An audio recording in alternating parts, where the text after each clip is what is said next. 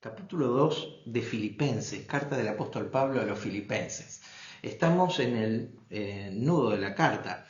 Decimos que es la carta del gozo. Pablo la escribe desde una prisión en Roma, esperando la audiencia frente al César, cuando estaba por ser juzgado. No solamente el cristianismo, no es Pablo el que estaba siendo juzgado como apóstol, sino que él representaba toda la cristiandad, toda la nueva fe.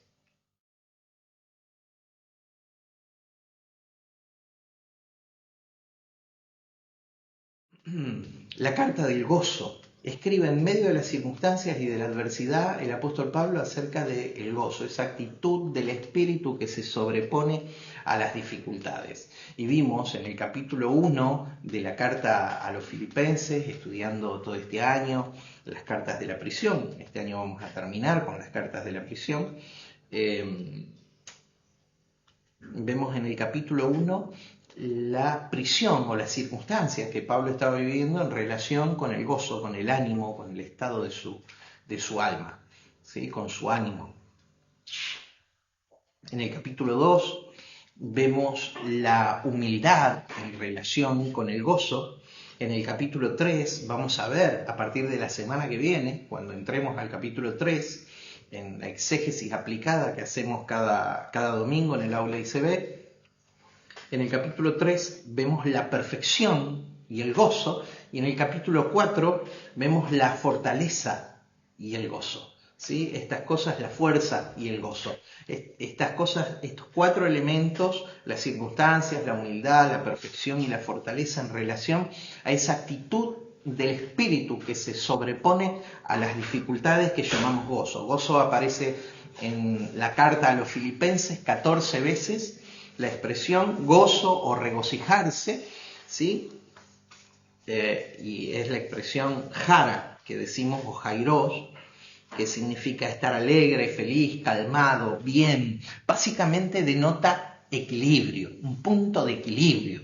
Y para tener equilibrio en la vida es fundamental en el carácter la humildad. Y de eso estábamos hablando en Filipenses capítulo 2. Hoy vamos a terminar con la humildad. En el capítulo 2 vimos el rastro de Cristo hoy y una definición de humildad del verso 1 al verso 4 en la división del primer párrafo del capítulo, donde vimos que humildad es considerar al otro como superior a uno mismo. ¿Superior en qué sentido? No porque esté más elevado, sino superior en cuanto a intereses y cuidados.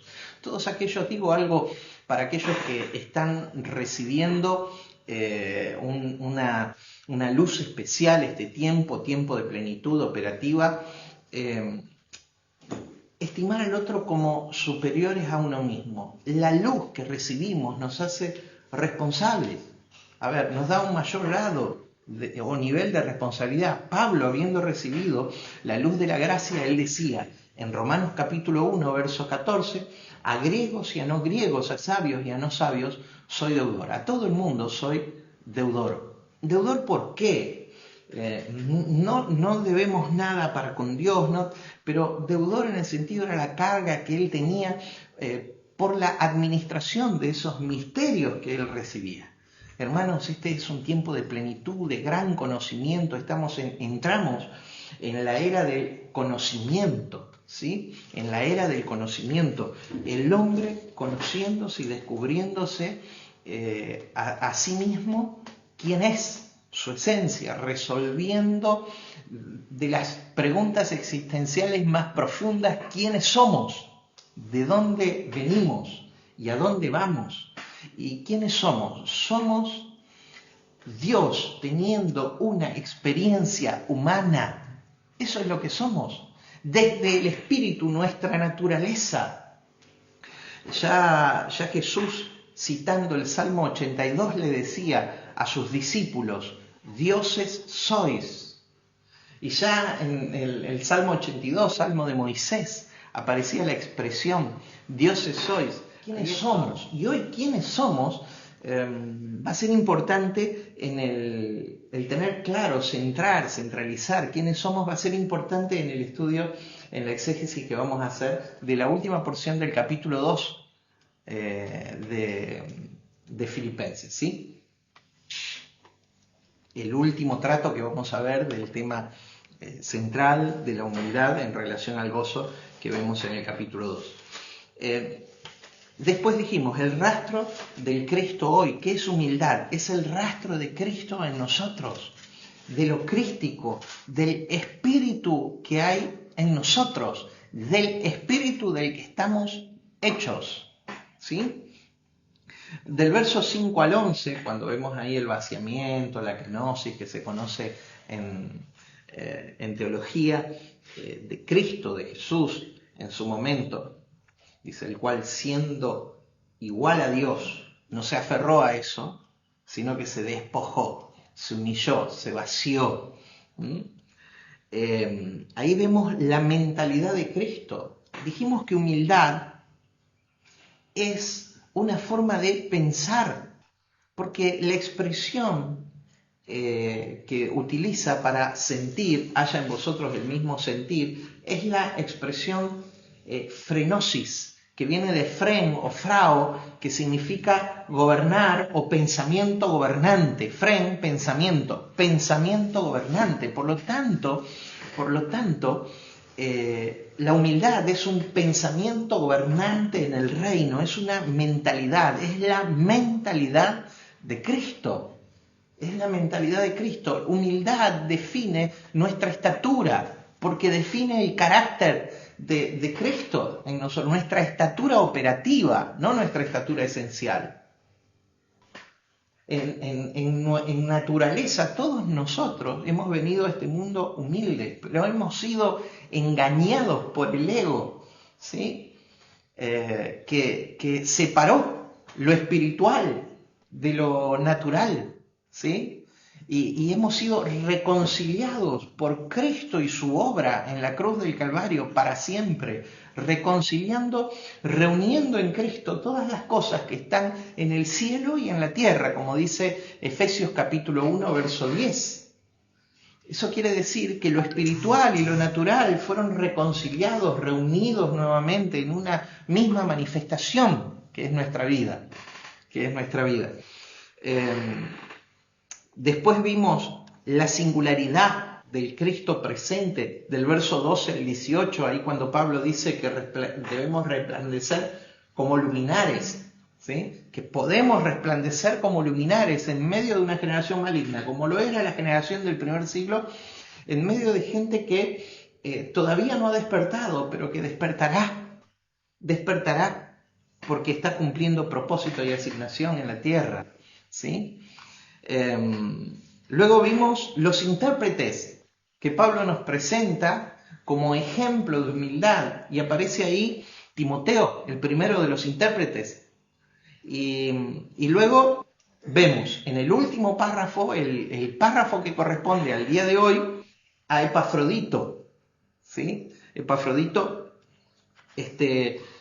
colaborador del apóstol Pablo, que Pablo también lo presenta como humildad, como un ejemplo de humildad.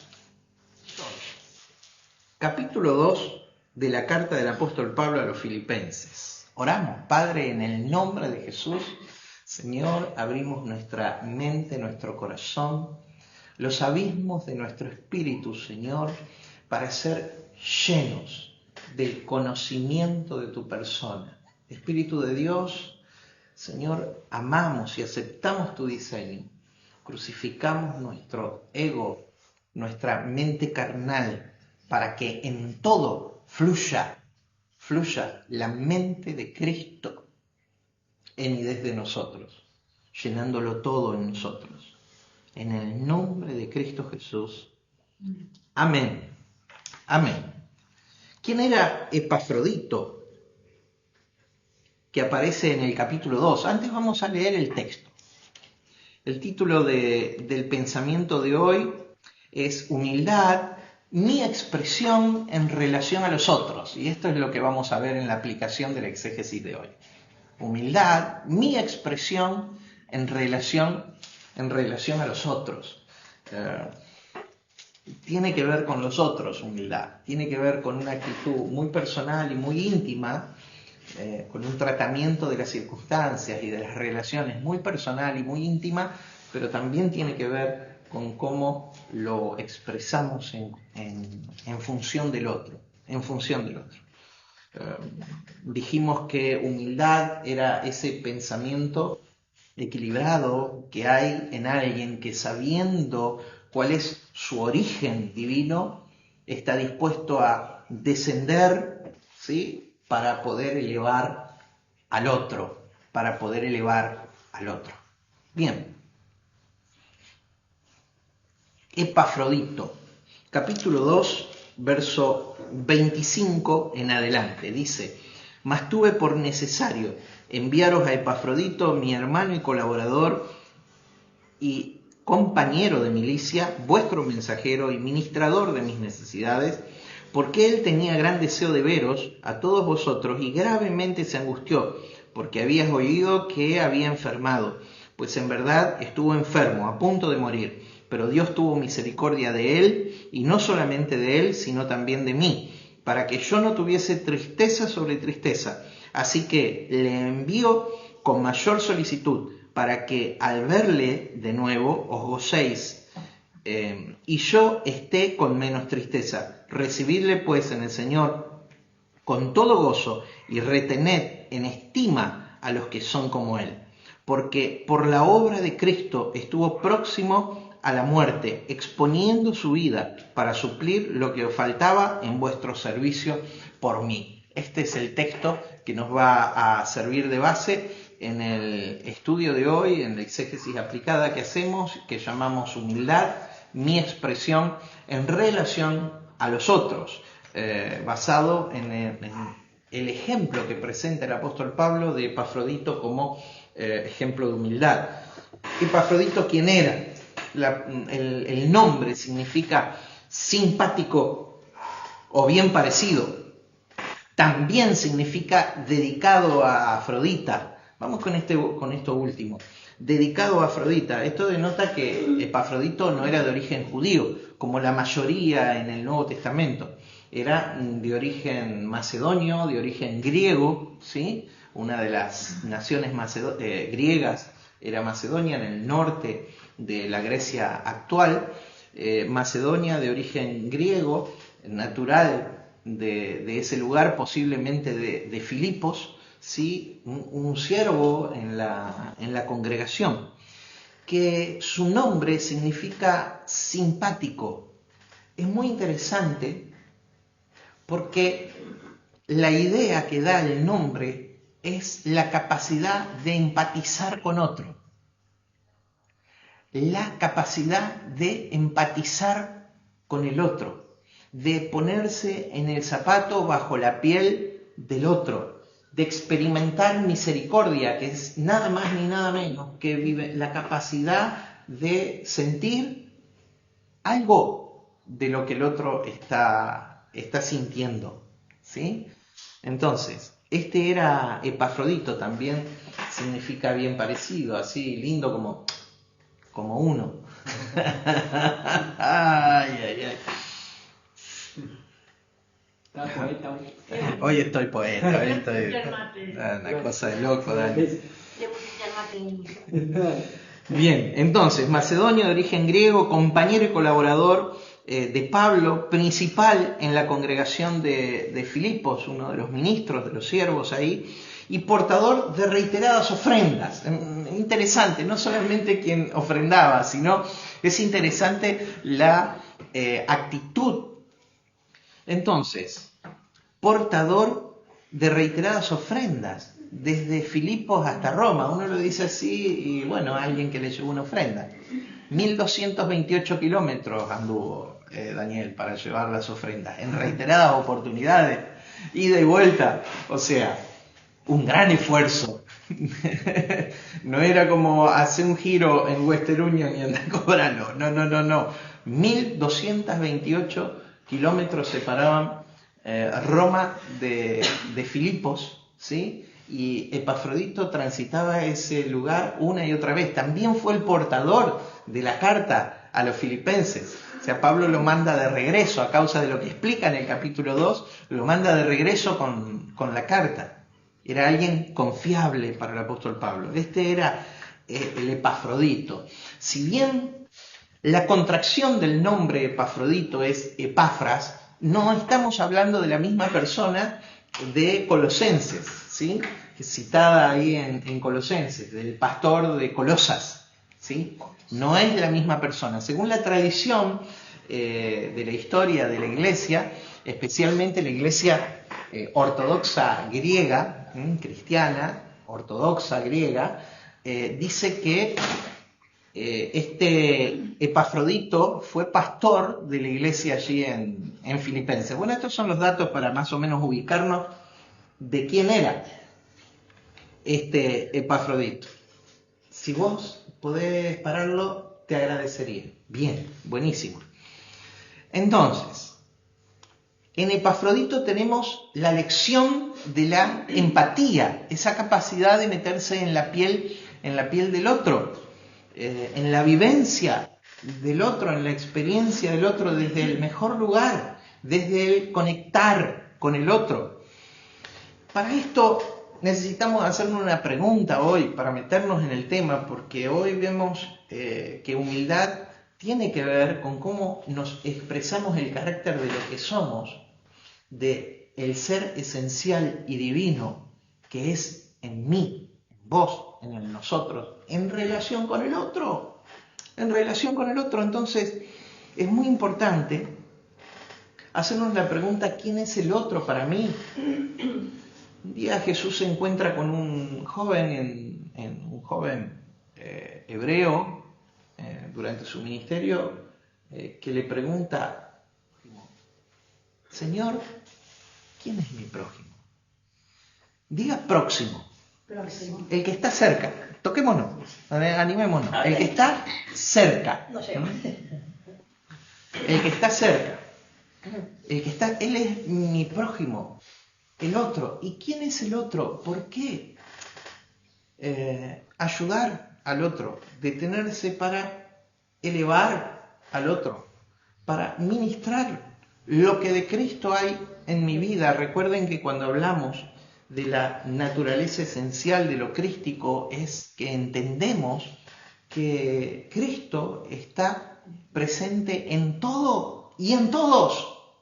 Cristo está presente en todo y en todos. Entonces, ¿quién es el otro para nosotros? El otro es otra parte de nosotros mismos.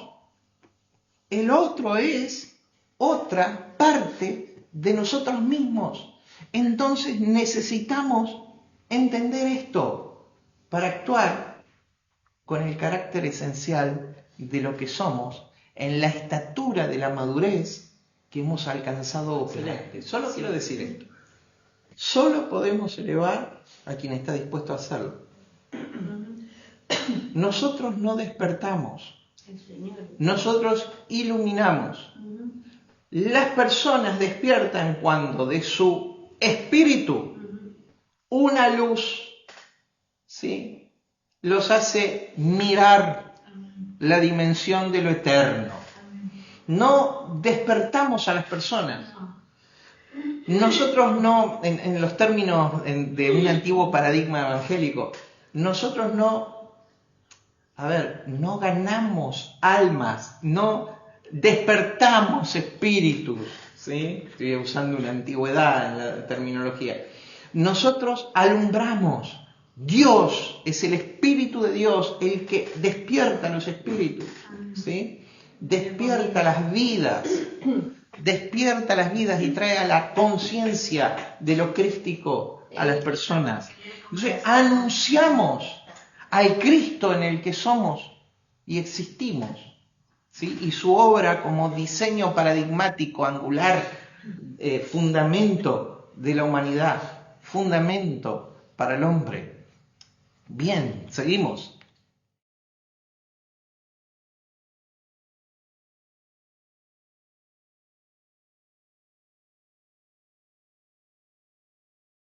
Humildad, mi expresión en relación a otro, Filipenses capítulo 2, verso 25 al 30.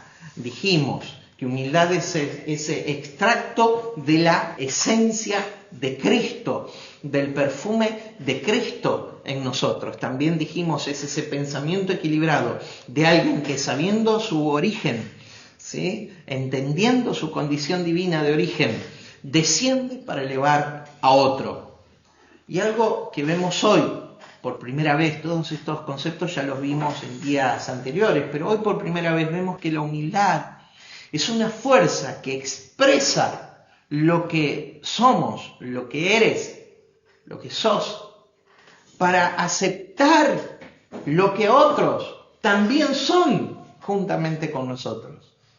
Porque lo que sos, esa manifestación de lo divino, no solamente lo sos vos, sino que lo somos todos y cada uno, con más razón, los que maduramos, los que despertamos y maduramos, manifestando el carácter esencial del Cristo en el que somos, porque ya logramos una estatura operativa de humildad, de síntesis, de extracto del carácter de Cristo que se exhibe en nuestras vidas, Y hay tres destellos que vemos, tres brillos, tres destellos de lo crístico, de la humildad en relación a otro.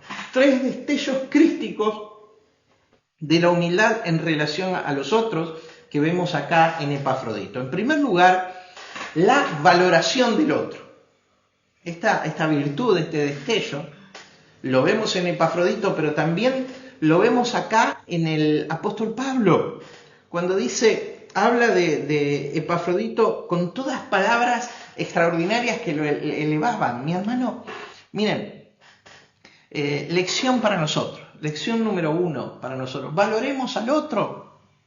Y valorar al otro de manera operativa tiene que ver con considerar las virtudes que hay en él, aún con alguna nota gris que pudiera haber en el carácter del otro.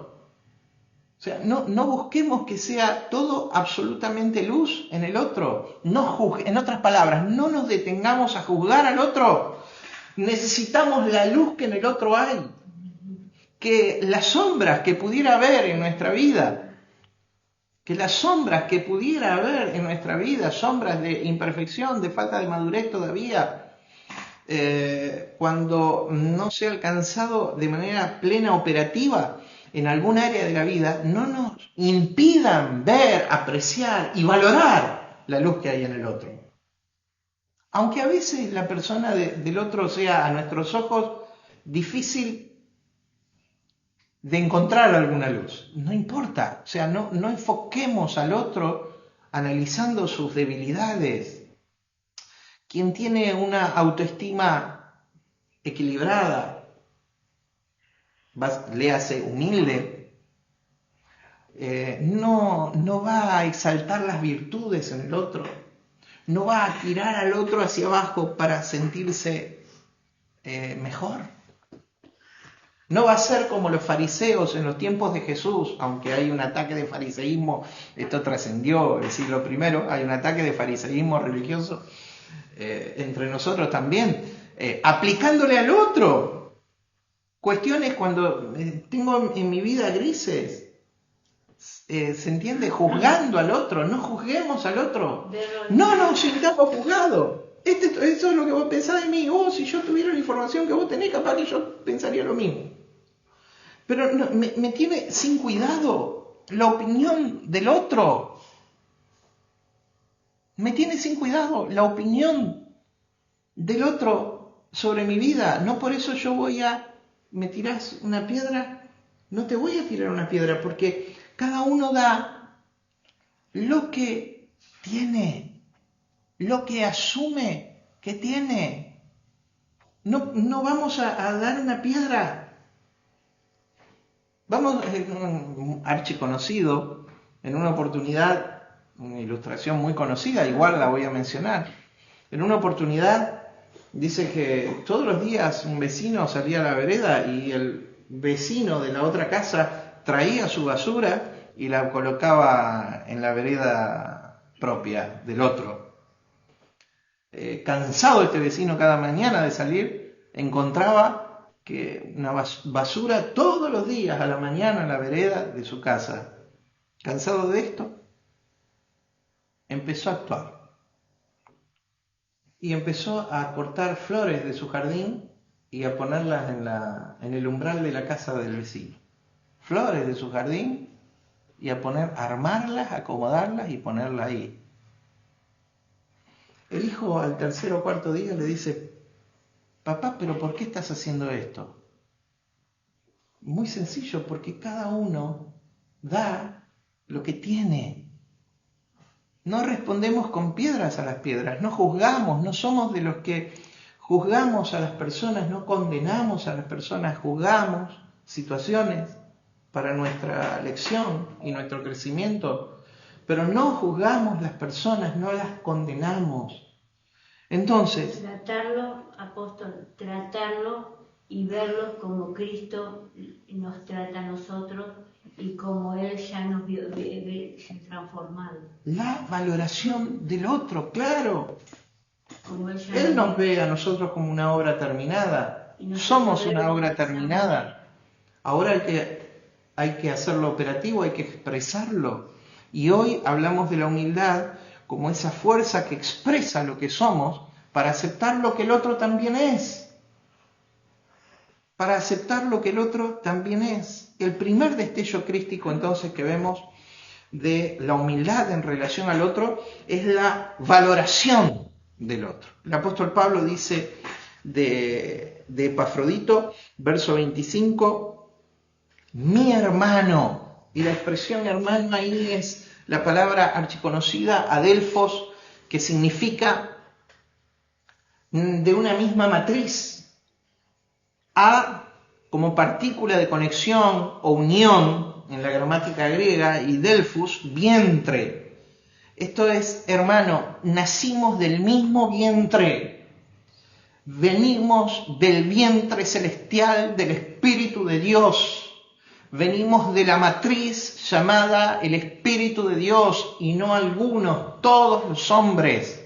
Venimos de ese lugar. Sucede que hay conciencias que están apagadas y hay otras que están encendidas, pero todos venimos. Entonces, sos mi hermano. Desarrollar una mentalidad corporativa es vital para la operatividad del Cristo en el que somos y existimos, para el avance del propósito divino, para el rasgo de humildad que explota en generosidad de los unos a los otros, en no solamente dar, de esto vamos a hablar hoy también, sino el darnos a nosotros mismos, porque dar es una actitud virtuosa, pero aún limitada. El darse es la máxima expresión de generosidad, ¿sí? El generoso hará generosidades y por generosidades será exaltado. Esto es capítulo 42, verso 8 de Isaías. En la versión Pellita, los nobles harán grandes cosas. Generosidad es el rasgo que vemos en Jesús, ¿sí? La humildad manifiesta en su carácter generosidad. No es solamente el dar de lo material, tener un presente, un gesto, que forma parte de uno de los vocabularios del amor, un desprendimiento, algo físico, material, o tiempo, o atención, sino el darse a uno mismo en una relación. Por supuesto, en una relación sabia, guardándose y cuidándose, porque somos administradores de nuestro mundo emocional, ¿sí? Mi hermano. Esa era la valoración que Pablo hacía de Epafrodito. Dice, y colaborador, sunergos. La expresión colaborador es la expresión sunergos. Sun es una partícula que denota unión, unidad.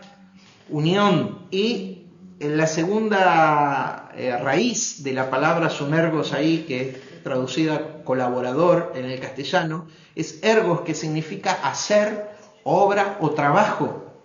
Aquel coautor, colaborador, compañero, cooperador. Estamos hablando de relaciones sinérgicas. Miren, vuelvo a decir la palabra griega y la vamos a convertir. Bueno, tenemos un programa mental, se llama La Mente de Cristo, que convierte las palabras griegas al castellano en dándonos altos valores éticos.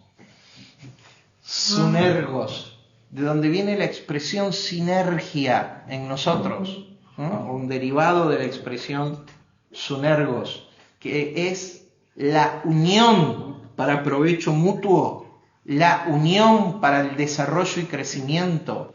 Es el gran sueño de Dios en este varón perfecto, el teleios de Dios, este varón pleno, maduro y operativo, en el que nos hemos convertido, en el que somos, ¿sí? El Cristo para la presente generación, el diseño de funcionar en relaciones sinérgicas, en relaciones de apoyo mutuo para ganar, para multiplicar. Sunergos, colaborador. Pablo veía en Epafrodito lo que nosotros necesitamos ver en nuestros hermanos. Número 1, hermano. Hay una empatía en esa expresión. Luego, número 2, colaborador. En tercer lugar, le llama compañero de milicia. Y la traducción me convierte al inglés mi apunte. La traducción literalmente dice compañero de servicio militar. Es sustratiotes, de donde viene la expresión, de nuevo, sun, unión, y stratiotes, que es soldado, campaña o campamento, compañero de campañas militares, compañero de esfuerzo, compañeros de acciones para producir resultados.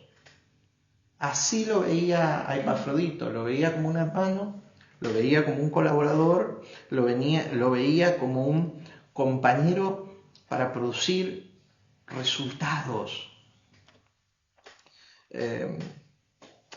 Y también menciona, le dice a los filipenses, vuestro mensajero.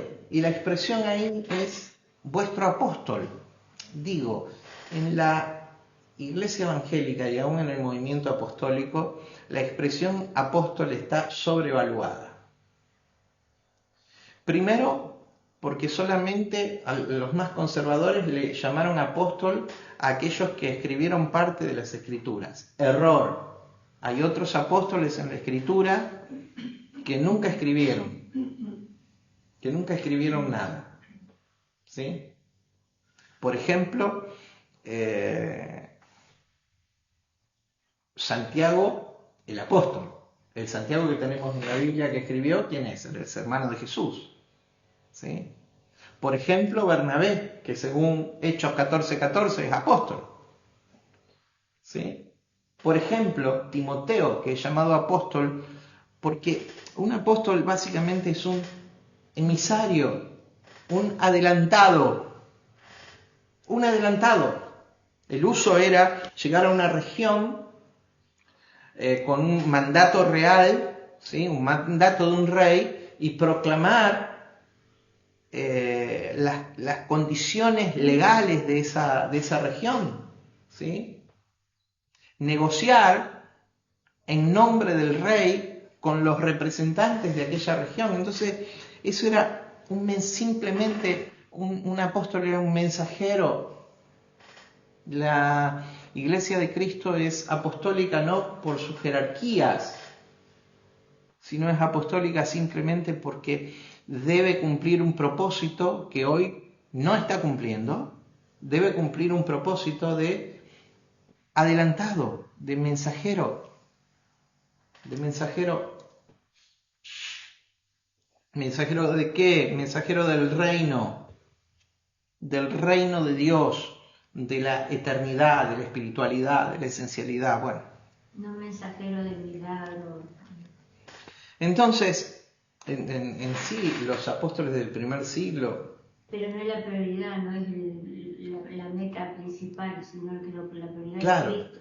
tenían, aprovecho esto que vos dijiste, para hacer una ampliación. Dentro del equipamiento de los apóstoles del primer siglo, los milagros, que es básicamente la manifestación sobrenatural de Dios, eran parte del equipo que habían ellos. Exacto. Sin embargo, cuando la Escritura habla de las señales de apóstol, lo primero que aparece en la lista, creo que es 1 Corintios capítulo 12, creo. No, me parece que no.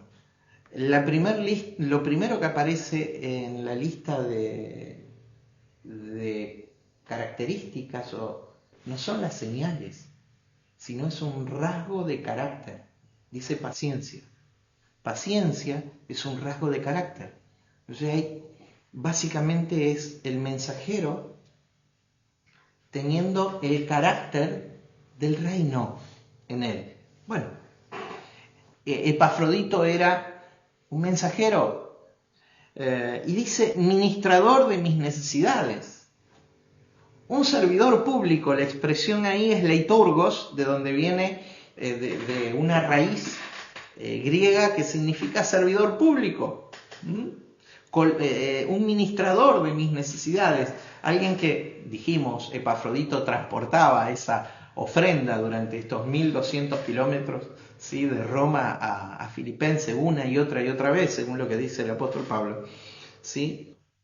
Y la traducción es benefactor, un funcionario, un servidor, un ministro.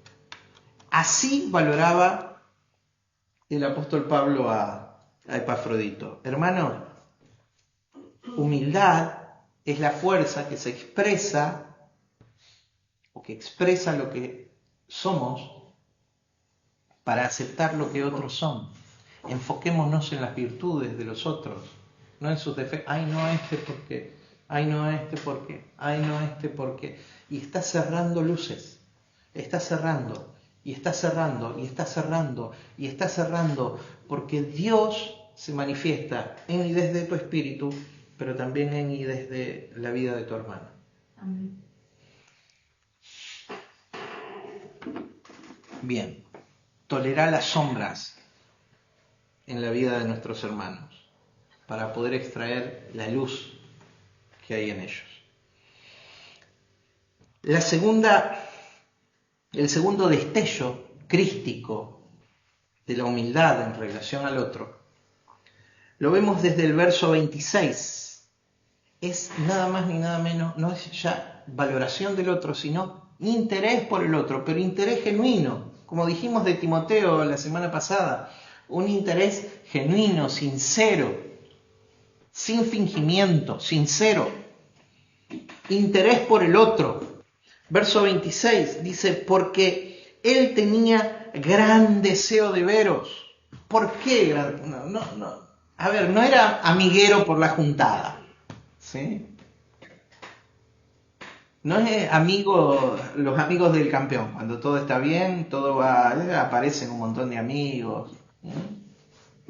No. Él tenía gran deseo por los, pero un deseo sincero.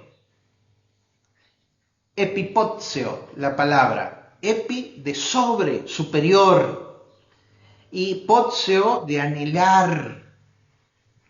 Intensamente. Desear. Porque, verso 26, porque él tenía gran deseo de veros.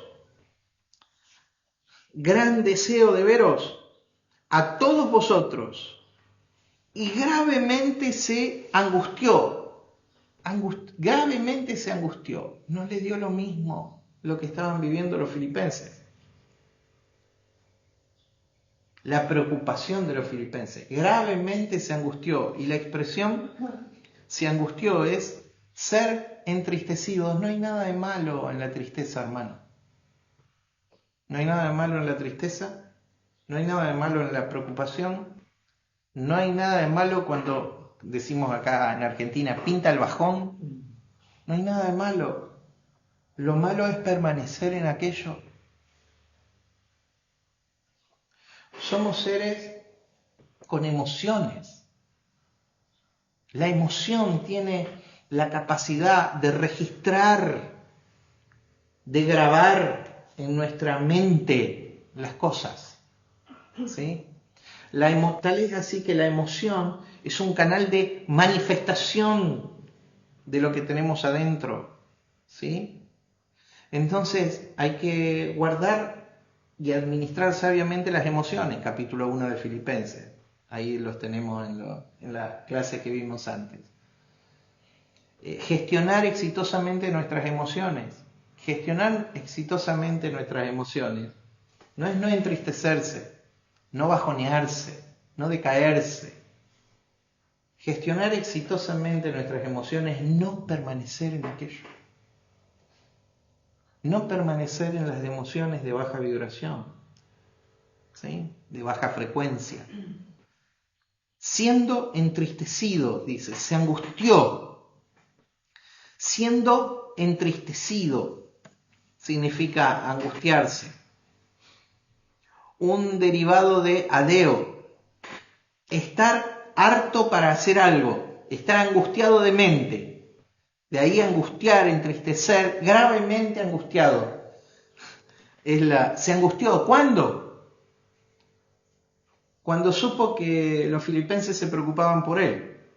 Cuando llega la noticia de su enfermedad, porque Epafrodito había caído enfermo, ¿sí? Corrámonos del simplismo sonso, estúpido, vano, no, siervo de Dios no puede enfermarse. Dice que este muchacho se enfermó estando próximo a la muerte. No solamente se enfermó de extrema gravedad. Y la expresión enfermado, tanto en el verso 26 como en el 27, es cayó débil, se debilitó. Estar débil, enfermar, caer en debilidad. No somos muy rápidos para juzgar lo que otro puede estar atravesando, mi hermano. Empatía, interés por el otro, no solamente valoración del otro, ahora interés por el otro. ¿Qué pasó? ¿Cómo estás? Me interesan tus asuntos. De alguna manera, tus asuntos me afectan. Cuando Pablo hablaba de dolerse con el que se duele y gozar con el que se goza, está hablando de el diseño de Dios, de lo corporativo. Por lo tanto, el interés por el otro, sabiendo quién es el otro. ¿Quién dijimos que es el otro? El otro es otra parte de mí mismo, de uno mismo. El otro es otra parte de uno mismo. Y ese es mi compromiso con el otro. Se angustió cuando había oído que había enfermado. Verso 27. Pues en verdad estuvo enfermo, a punto de morir, ahí al borde de la muerte. Epafrodito. Estuvo enfermo a punto de morir. Pero Dios tuvo misericordia de él. Dios tuvo misericordia de él. Y no solamente de él, sino también de mí. Lo que hubiera sido para Pablo la pérdida de su compañero, ¿sí? En una situación de enfermedad, de su colaborador. No solamente tuvo misericordia de Epafrodito, sino también de mí. Dijimos, un interés por el otro. Un interés por el otro. sino también de mí, para que yo no tuviese tristeza sobre tristeza. Y la expresión tristeza ahí es una expresión lupe en griego, que significa profundo dolor, para que no tuviese yo un profundo dolor, dolor más dolor, profundo dolor, profunda molestia, profundo contratiempo, profundo dolor. Espectacular los mates.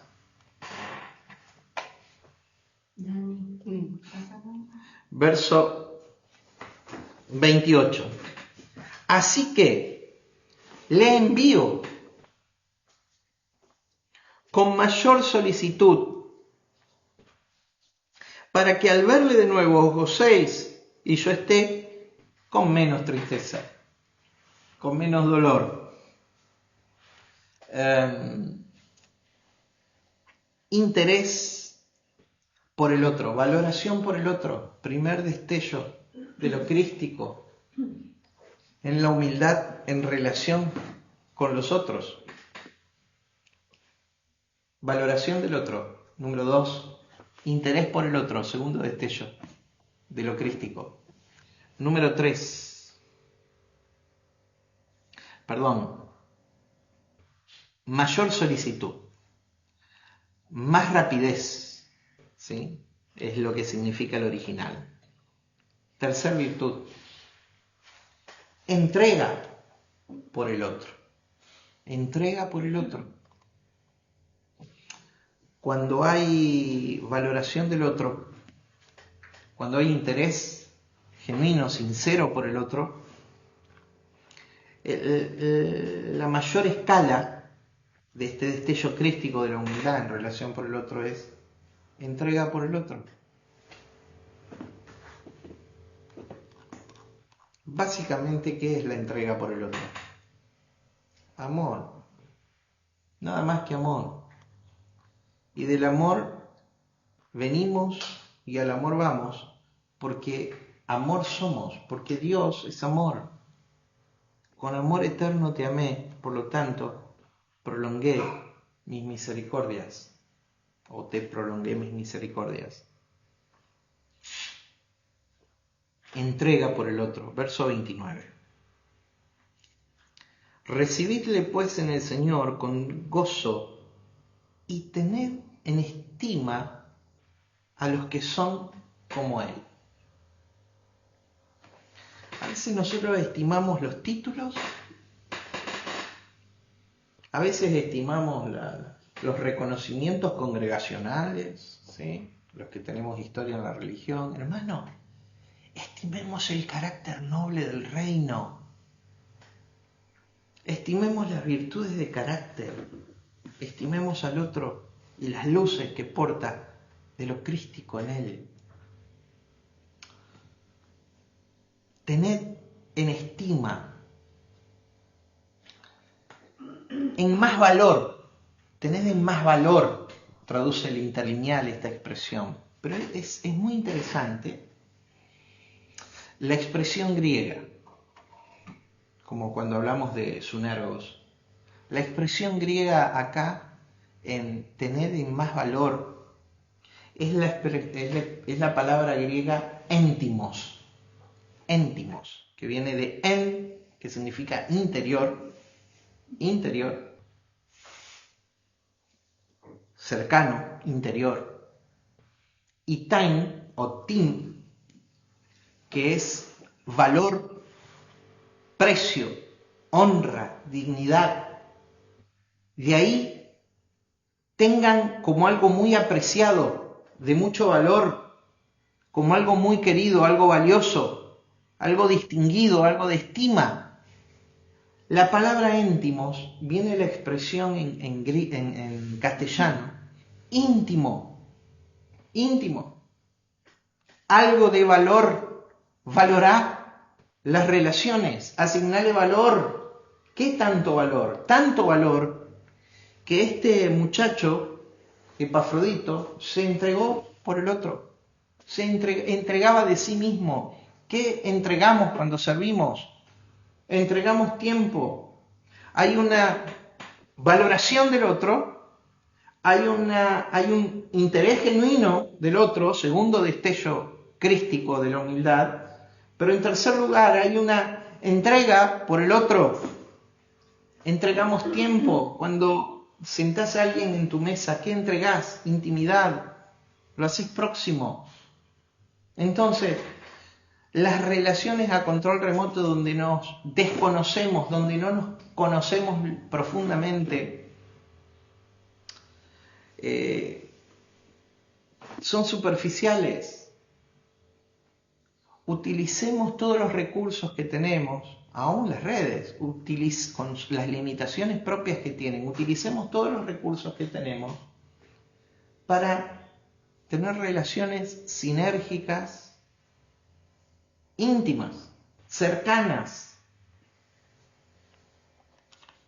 productivas, con interés genuino, manifestando humildad en el nivel de la valoración de quién es el otro para mí. Según la ley de la oferta y de la demanda, hablando de valor, la ley de la oferta y demanda te dice que ¿qué es lo que más vale? Lo que más escasea. Hermano, la luz está en crecimiento, pero no abunda en todos lados, hay que saber mirar. La revelación está en crecimiento, pero no abunda en todos lados, hay que saber mirar. La lealtad está en crecimiento, pero no abunda en todos lados. La amistad sincera está en crecimiento, pero no abunda en todos lados. La humildad no abunda, según la ley, no abunda en todos lados. Según la ley de la oferta y de la demanda, lo que más escasea es lo que más vale. Relaciones valiosas que te permiten crecer, guardalas, cuidalas, cultivalas, trabajalas, intimar, profundizar. ¿Cuál es el problema de compartir, hablar? No, pero que no lo voy a molestar, no la voy a molestar, no. Olvídate. Rompe las barreras y los prejuicios. Tal vez el otro tenga luz sobre quién es el otro en el reino de Dios y esté dispuesto a trazar un puente con vos. Valorá aquello. Trascendé en aquello. Vencé aquello. Proponete construir relaciones.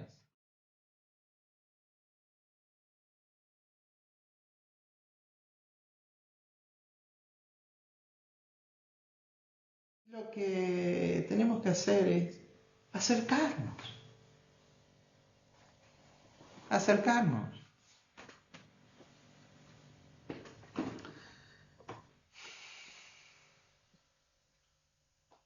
Verso 30. Porque por la obra de Cristo estuvo próximo a la muerte, exponiendo su vida. Es muy interesante. Acá literalmente habla en la traducción nos damos una idea de qué sucedía.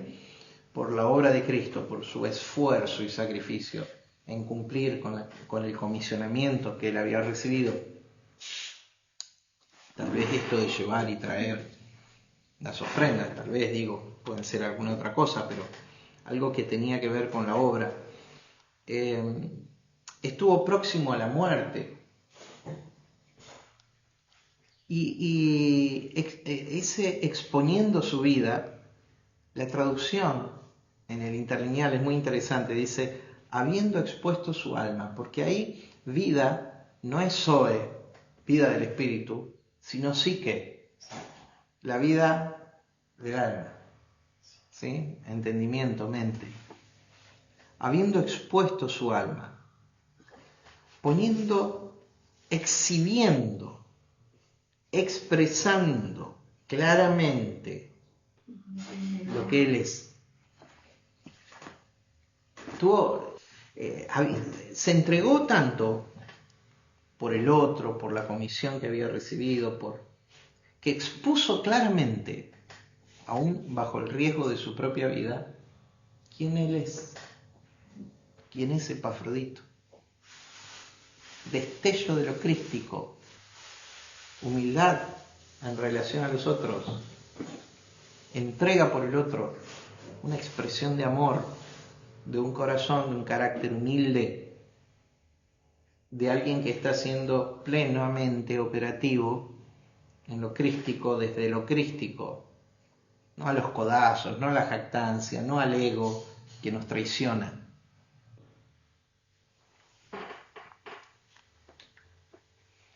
Exponiendo su vida, habiendo expuesto su alma,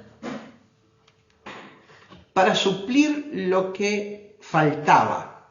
Y acá es una interpretación la traducción, porque se puede interpretar de dos maneras la expresión griega. Porque la palabra suplir lo que faltaba es una expresión griega anapleró. Anapleró, que viene de ana, que significa intensidad o inversión, alteración. O sea que puede ser todo lo contrario. Todo lo contrario a pleró, que significa estar lleno, atestado, completo, pleno. ¿Sí?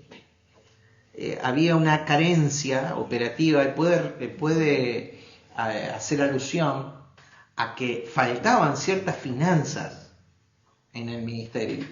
Recuerden, estaban en una casa alquilada, todo un equipo ministerial viviendo en ese lugar, esperando el juicio, privados de su libertad, sin tener libertad plena, esperando el juicio ante César. Y había una carencia, una necesidad, puede ser financiera, ¿sí? Entonces, Epafrodito era quien portaba aquella ofrenda. ¿Sí? En el capítulo 4 vamos a volver a tocar el tema de la ofrenda, porque es el contexto en donde se da Filipenses. Es el contexto donde se da Filipenses. ¿Sí? Entonces, quien ha completado, quien ha ocupado, quien ha suplido, quien ha provisto la carencia que había, entregándose por el otro. Tercer destello de luz. Primer destello crístico de la humildad, valoración del otro. Segundo destello crístico de la humildad, interés por el otro.